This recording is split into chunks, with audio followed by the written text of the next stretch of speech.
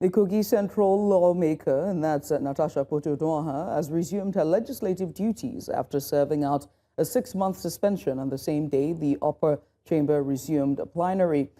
President of the Senate, Godswill Akpabio, in his welcome address, warned that rising food insecurity, now affecting more than 33 million Nigerians, and persistent threats of terrorism and banditry demand immediate and decisive legislative action.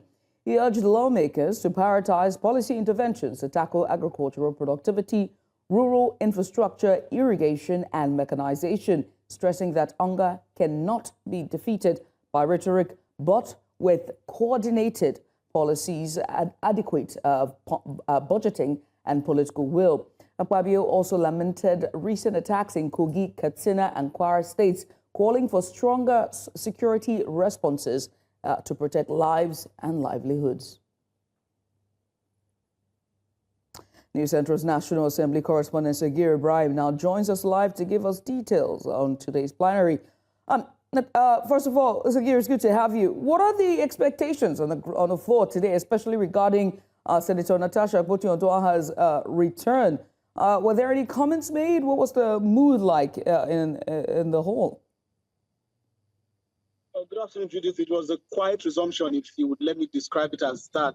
Senator Natasha Akpoti-Uduaghan, first of all, entered the chambers at around past 12 p.m. in the afternoon. The Senate plenary convening at around 11 a.m. So she came in at about an hour after plenary had commenced. And when she got into the chambers, she exchanged pleasantries with quite a number of lawmakers who were present on the at the chambers. She also stopped at the seat of the Senate Minority Leader, of course, who is a leader, considering that she's from the PDP, of course, exchanged pleasantries, met with Senator Abdul Ningi, Bauchi Central Senator from the PDP as well, exchanged pleasantries with him, and then moved on to her seat. And it's been hushed since then.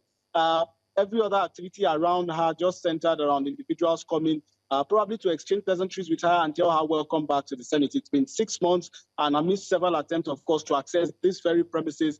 And finally, today, October 7th, the resumption and the convening of Senate plenary, she was allowed into the chamber. So there was really not much from her. She didn't grant any interviews, just an attentive, just attention and paying attention to the activities of the Senate plenary.